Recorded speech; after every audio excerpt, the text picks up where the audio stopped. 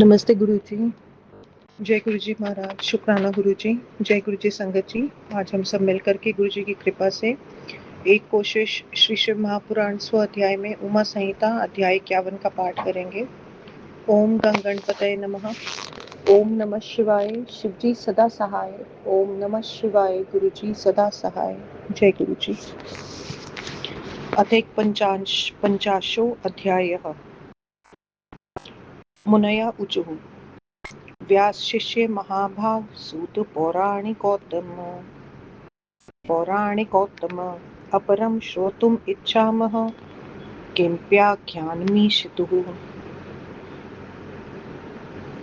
उमाया जगदम्बायाः क्रियायोगम् अन्नुत्तमं प्रोक्तं सनत्कुमारेण व्यासाय च महात्मने। सूतुवाच। धन्या यूयं महात्मानो देवी भक्ति दृढव्रतः पराशक्तिः परं गुप्तं रहस्यं शृणुत आदरात्। व्यासुवाच। सनत्कुमार सर्वज्ञ ब्रह्मपुत्र महामते। उमायाः श्रोतुम् इच्छामि क्रियायोगं महाअद्भुतं। कीदृक् लक्षणं तस्य किं कृते च फलं भवेत्। प्रियं यज्च पराम्यास्तदशेषं वदस्व मे। सनत्कुमार उवाच। द्वैपायन यदेतत्त्वं रहस्यं परिपृच्छसि तच्छृणुष्व महाबुद्धे सर्वं मे वर्णयिष्यतः। ज्ञानयोगः क्रियायोगो भक्तियोगस्तथैव च त्रयो मार्गाः समाख्याताः श्रीमातुर्भुक्तिमुक्तिदाः। ज्ञानयोगस्तु संयोगश्चित्तस्यैवात्मना तु यस्तु भ्रामार्थसंयोगः क्रियायोगः स उच्यते। भक्तियोगो मतो देव्या आत्मनश्चैक्यभावनं त्रयाणामपि योगानां क्रियायोगः स उच्यते। कर्मणा जायते भक्तिर्भक्त्या ज्ञानं प्रजायते ज्ञानात् प्रजायते मुक्तिरिति शास्त्रेषु निश्चयः। प्रधानं कारणं योगो विमुक्तेर्मुनिसत्तम। क्रियायोगस्तु योगस्य परमं ध्येयसाधनं। मायां तु प्रकृतिं विद्यान् मायावी ब्रह्म शाश्वतम् अभिन्नं तद्वपुर्ज्ञात्वा मुच्यते भवबन्धनात्। यस्तु देव्यालयं कुर्यात् पाषाणं दारुवं तथा मृण्मयं वातकालेय तस्य पुण्यफलं शृणु। अहन्यहनि योगेन यजतो यन्महाफलं प्राप्नोति तत्फलं देवया यः कारयति मन्दिरं। सहस्रकुल्मम् आगामि व्यतीतं च सहस्रकं स तारयति धर्मात्मा श्रीमातुर्धाम कारयन्। कोटिजन्म कृतं पापं स्वल्पं वा यदि वा बहु श्रीमातुर्मन्दिरारम्भ क्षणादेव प्रणश्यति। नदीषु च यथा गंगा शोणः सर्वनदेषु च क्षमायां च यथा पृथ्वी गाम्भीर्ये च यथोदधिः ग्रहाणां च समस्तानां यथा सूर्यो विशिष्यते तथा सर्वेषु देवेषु श्रीपराम्बा विशिष्यते। सर्वदेवेषु सा मुख्या यस्तस्याः कारयेत् गृहं प्रतिष्ठां संवाप्नोति स च जन्मनि जन्मनि।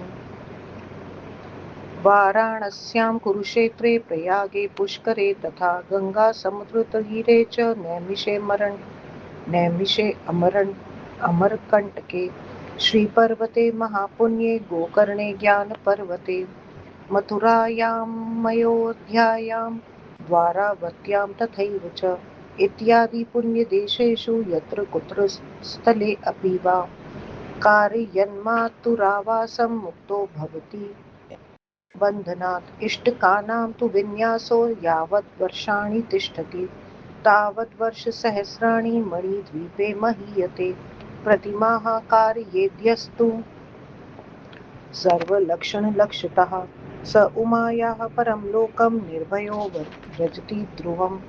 देवी मूर्तिं प्रतिष्ठाप्य शुभर्तु गृहतारके कृतकृत्यो भवेन्मर्त्यो योगमाया प्रसादतः।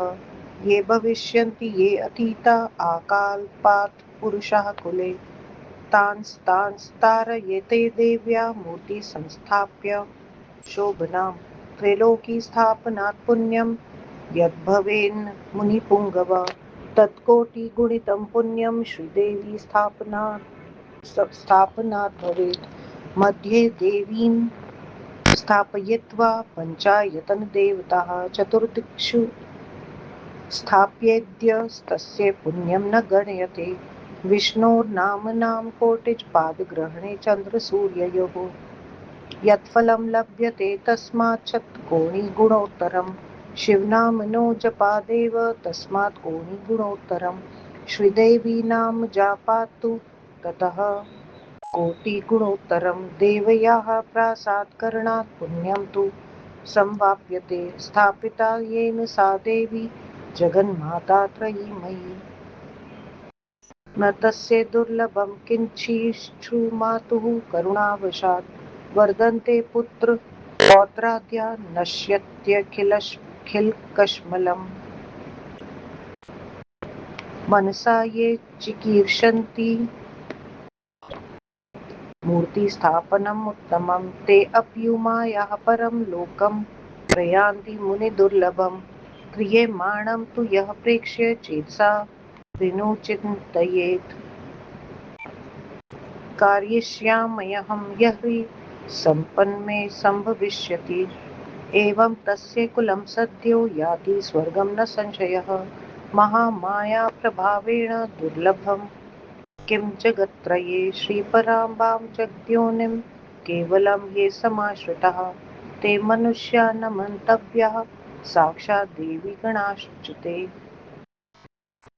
ये व्रजन्तः स्वपन्तश्च तिष्ठन्तो वाप्यहर्निशम् उमेति द्वयक्षरं नाम ब्रुवते ते शिवागणाः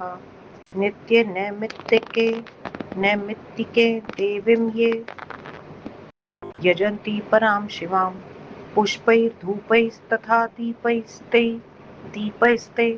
प्रयास्यन्त्युमालयं ये देवी मण्डपं नित्यं गोमयेन मृदात्वा उपलिम्पन्ति मार्जन्ति ते प्रयास्यन्नत्युमालयं यैर्देव्या मन्दिरं रम्यं निर्मापितम् अनुत्तमम् तत्कुलीना जगन्माता आशीषः सम्प्रयच्छति मदीयाः शतवर्षाणि जीवन्तो प्रेमभाजनः नापदाम्यानानीकं श्रीमाता भक्तैरहर्निशम् येन मूर्तिर्महादेव्या उमायाः कारिता शुभा नरायुतं तत्कुलजं मणिद्वीपे महीयते स्थापयित्वा महामाया मूर्तिं सम्यक् प्रपूजय च यं यं प्रार्थयते कामं तं तं प्राप्नोति साधकः यः स्नाप्यति श्रीमातुः स्थापिता मूर्तिम् उत्तमां घृतेन मधुना उक्तेन तत्फलं गणयेतु कः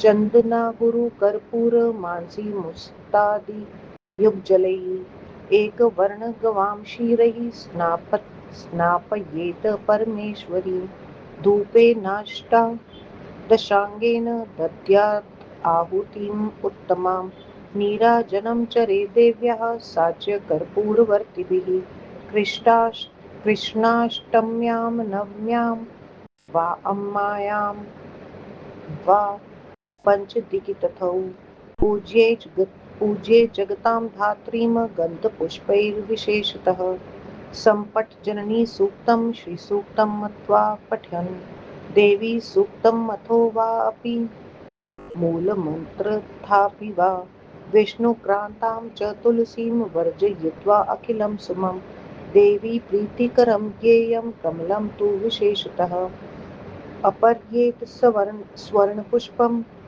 ये देव्यै राजस्यैव वा सम्पट् जननी सूक्तं श्रीसूक्तं स्थित्वा पठन् देवी सूक्तम् अथोवापि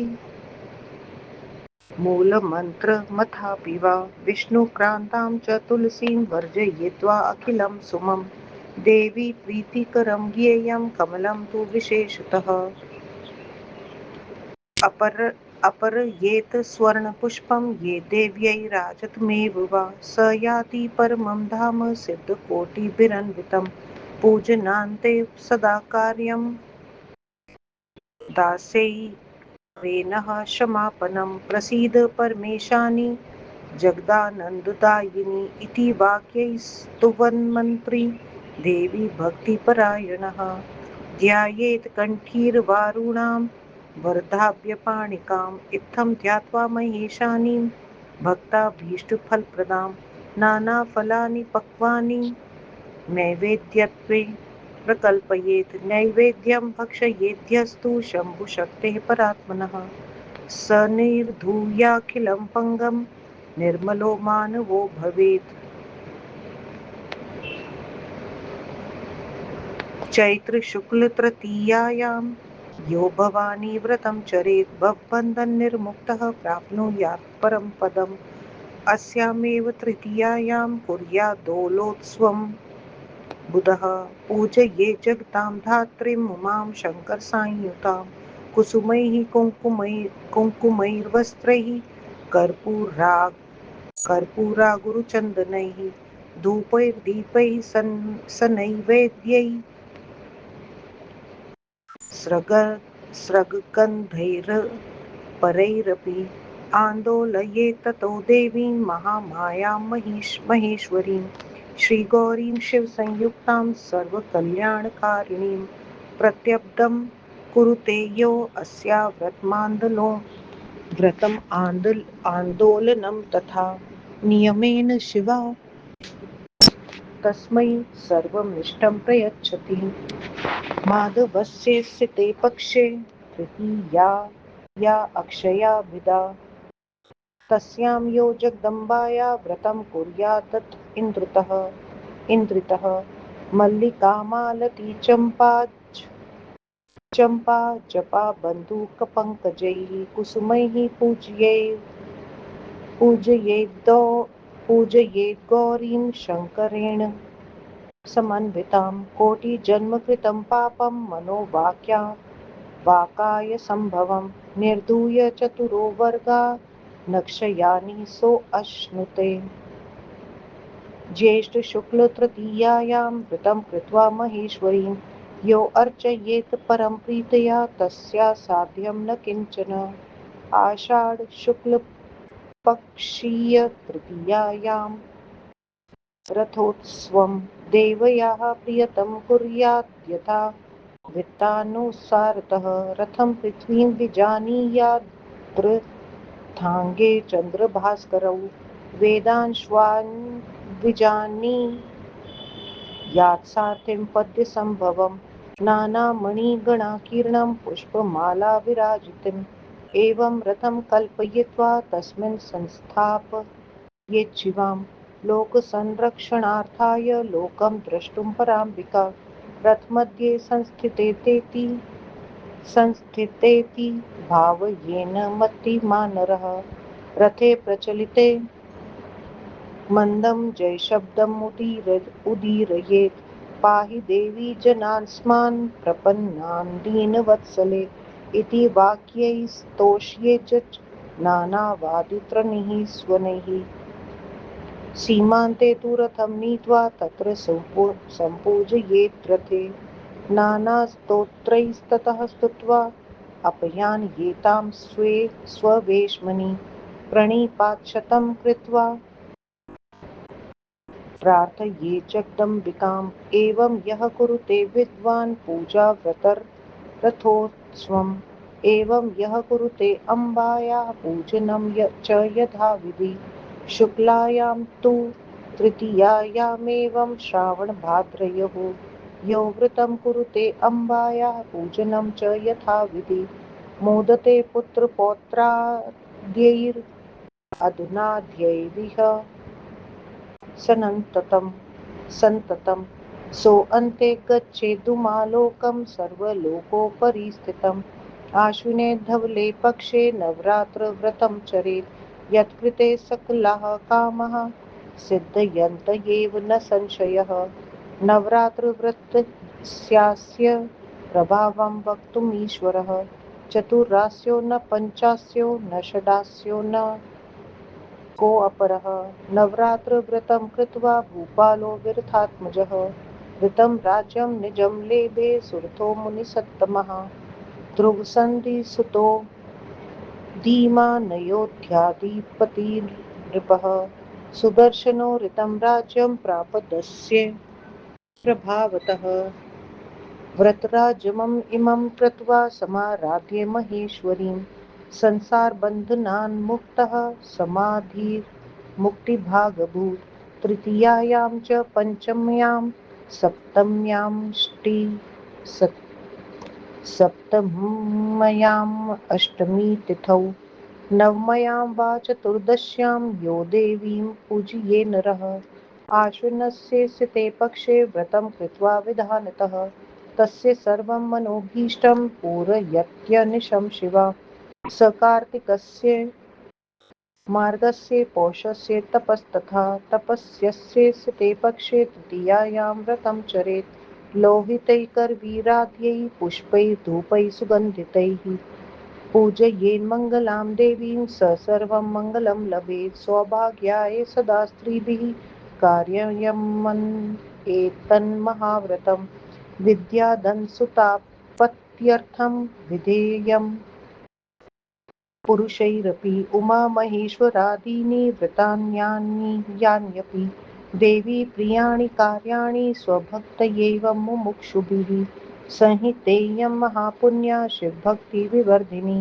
नानाख्यानसमायुक्ता भुक्तिमुक्तिप्रदा शिवा य एनां शृणुयाद्भक्त्या श्रावयेद्वा समाहितः पठेद्वा पाठयेद्वापि स याति परमां गतिं यस्य गेहे स्थिता चेयं लिखिता ललिताक्षरैः सम्पूजिता च विधिवत् सर्वान् कामान् आपुण्यात् भूतप्रेतपिशाचादि दुष्टेभ्यो न भयं क्वचित् पुत्रपौत्रादिसम्पत्तिर्लभेदेव न संशयः तस्मादियं महापुण्या रम्यो मा सहितां यत् सदा श्रोतव्या पठितव्या च शिवभक्तिं भीप्सुभिः इति श्रीशिवमहापुराणे पञ्चायाम् उमासंहितायां कर्मयोगनिरूपणं नामैकपञ्चाशत्तमो अध्यायः समाप्तेयं पञ्चम उमासंहिता व्याख्या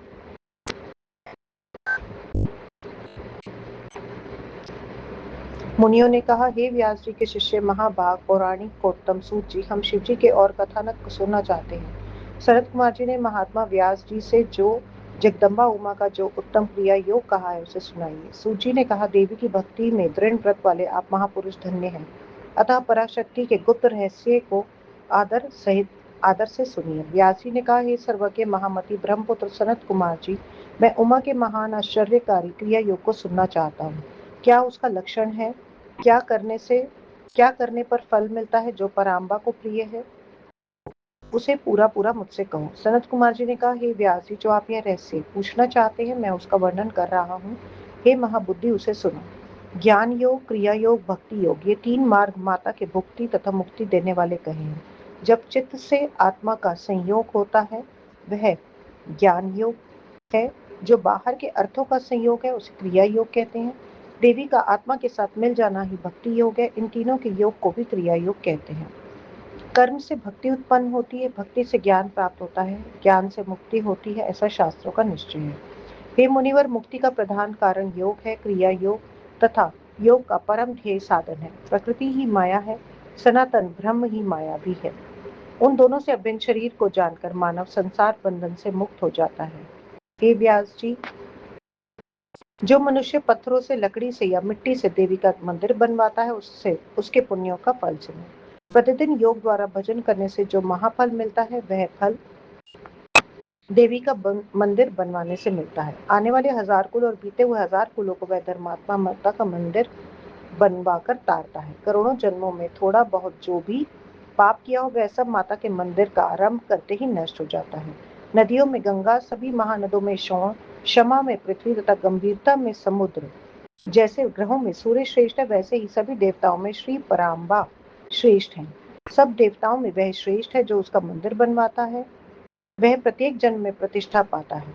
वाराणसी, कुरुक्षेत्र, प्रयाग, पुष्कर, गंगा तट, समुद्र तट, नैमिषारण्य, अमरकंटक, श्री पर्वत, गोकर्ण, ज्ञान पर्वत, मथुरा, अयोध्या अथवा द्वारिका में इस प्रकार के अन्य पुण्य स्थानों में या जहाँ कहीं भी माता का मंदिर बनवाने वाला समस्त बंधनों से मुक्त हो जाता है। ईंटों की नींव जब तक रहती है उतने हजार वर्षों तक वह मणिद्वीप में महत्व पाता है। जो सभी लक्षणों से युक्त माता की प्रतिमा अर्थात मूर्ति बनवाता है वह उमा के परम लोक को निर्भय होकर जाता है। देवी की मूर्ति की शुभ ऋतु ग्रह वार में प्रतिष्ठा करके मनुष्य योग माया की कृपा से सफल मनोरथ हो जाता है। उसके कुल में जो मनुष्य कल्प से लेकर हो चुके हैं और जो आगे होंगे देवी की उत्तम मूर्ति की स्थापना करके मनुष्य उन सबको तार देता है। हे मुनिवर, त्रिलोकी की स्थापना करने से जो पुण्य मिलता है उससे करोड़ गुना पुण्य श्री देवी की स्थापना करने से होता है। बीच में देवी की स्थापना करके उसके चारों ओर पंच देवों अर्थात ब्रह्मा, विष्णु, महेश, गणेश, गौरी को जो 4 दिशाओं में स्थापित करता है उसका पुण्य नहीं गिना जा सकता। सूर्य चंद्र ग्रहण में विष्णु के करोड़ नामों को जपने से जो फल मिलता है उससे 100 करोड़ गुना इसका फल अधिक है। जो फल शिव नाम के जपने से मिलता है उससे भी करोड़ गुना अधिक फल श्री देवी के नाम को जपने से मिलता है। देवी का मंदिर बनाने से पुण्य तो मिलता है जिसने उस त्रिगुणात्मिका जगत माता देवी की स्थापना की। श्री माता की दया से उसके लिए कुछ दुर्लभ नहीं है। उसके पापों का नाश होकर पुत्र पौत्र आदि की वृद्धि होती है। जो उमा की उत्तम मूर्ति की स्थापना करना सोचते हैं वे मुनि दुर्लभ परलोक को जाते हैं। मंदिर बनते देखकर जो मन में यह सोचता है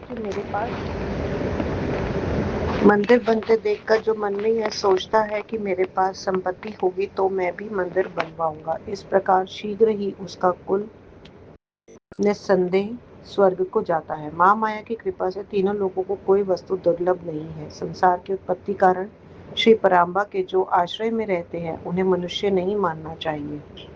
वे तो साक्षात देवी के गण हैं। जो चलते सोते खड़े रहते हुए रात दिन उमा इन 2 अक्षरों को कहते रहते हैं वे शिवा के गण हैं।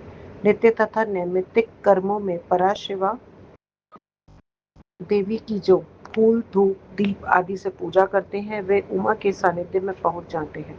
जो प्रतिदिन उमा के मंदिर को गाय के गोबर से या मिट्टी से लीपते तथा झाड़ते हैं वे उमा के लोक को प्राप्त होते हैं। जिन्होंने देवी का सुंदर मंदिर बनवाया उनके कुल में उत्पन्न पुरुषों को माता अनेक आशीर्वाद देती है। मुझसे प्रेम करने वाले व्यक्ति 100 वर्षों तक बिना कष्ट के जीवित रहे ऐसा माता रात दिन कहती है। जिसने महादेवी की उत्तम मूर्ति बनवाई उसके कुल के प्राणी 10,000 वर्ष तक मणिद्वीप में सम्मान से निवास करते हैं। महामाया मूर्ति की स्थापना करके विधिवत उसकी पूजा करके उपासक जो जो कामना करता है उसे वह सब प्राप्त हो जाता है। जो श्री माता की स्थापित उत्तम मूर्ति का घृत मधु से स्नान कराता है उसके फल को कौन गिन सकता है। चंदन, अगरू, कर्पूर, जटामासी,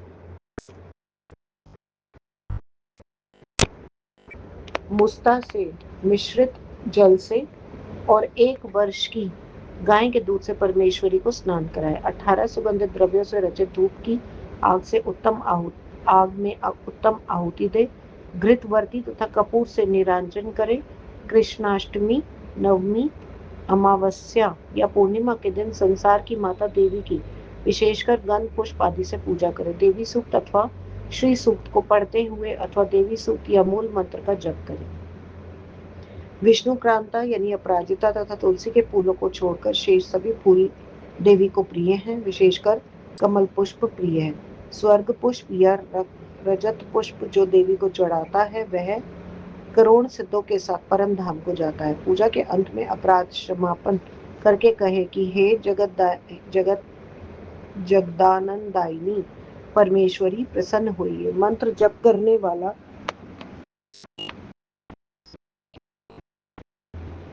इन करोड़ सिद्धों के साथ परम धाम को जाता है।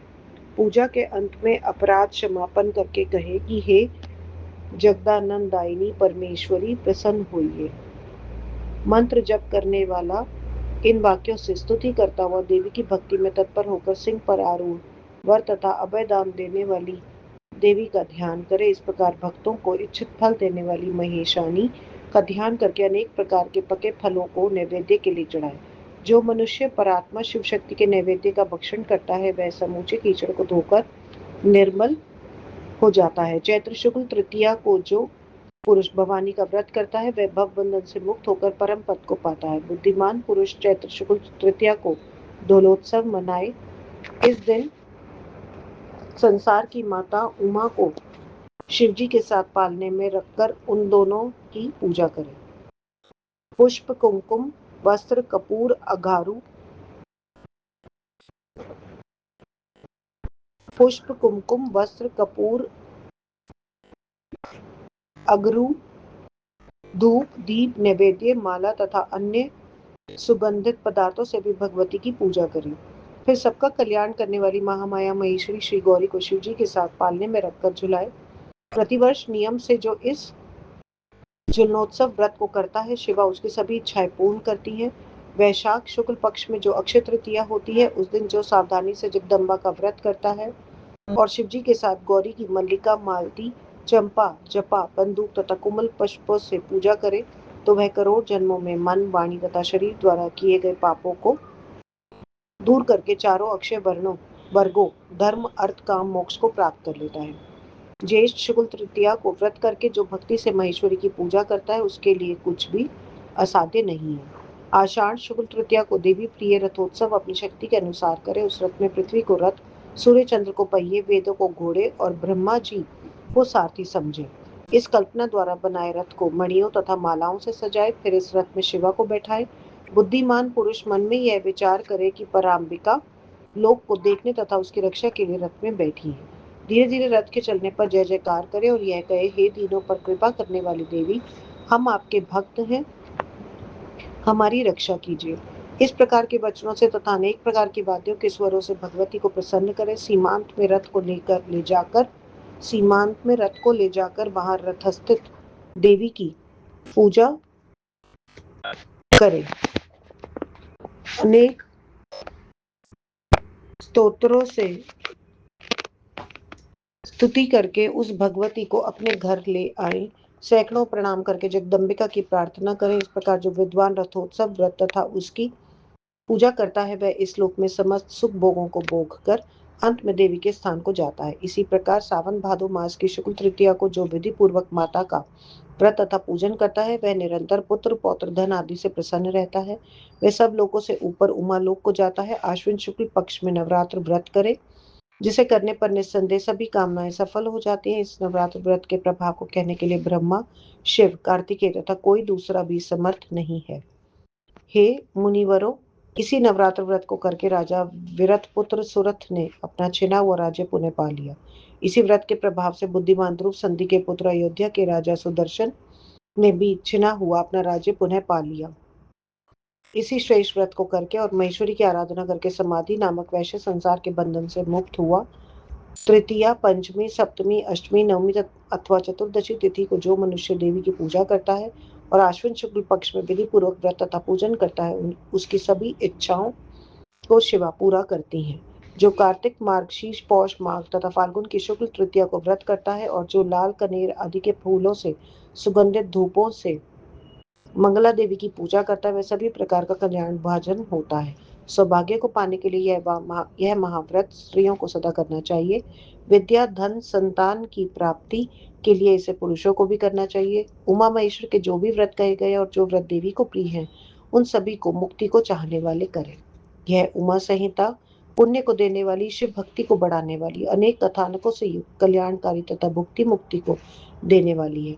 जो इसे सावधान होकर भक्ति से सुनता या सुनाता है पढ़ता या पढ़ाता है वह परम गति को प्राप्त होता है। जिसके घर में यह संहिता सुंदर अक्षरों में लिखी रहती है तथा विधि पूर्वक इसकी पूजा की जाती है उसकी सभी कामनाएं पूर्ण हो जाती हैं। उसे भूत प्रेत पिशाच आदि दुष्टों का भय नहीं होता। वह निस्संदेह पुत्र पौत्र आदि संपत्ति को पाता है। शिव भक्ति को चाहने वाले पुरुषों को यह महापुण्यप्रद मनोरम उमा संहिता को सदा पढ़ना एवं सुनना चाहिए। इस प्रकार परम महेश्वर पंडित तारादत्त त्रिपाठी के पुत्र डॉक्टर ब्रह्मानंद त्रिपाठी द्वारा रचित शिव वाटिका टिप्पणी आदि से सम्मिलित शिव महापुराण में क्रिया योग निरूपण नामक 51वां अध्याय समाप्त। 5वीं उवा संहिता समाप्त। ओम नमः शिवाय। शिवजी सदा सहाय। ओम नमः शिवाय। गुरुजी सदा सहाय। आज का ये सारा जाप पाठ गुरुजी महाराज आपके श्री चरणों में मालिक स्वीकार करना गुरुजी। जय गुरुजी। शुक्राना गुरुजी।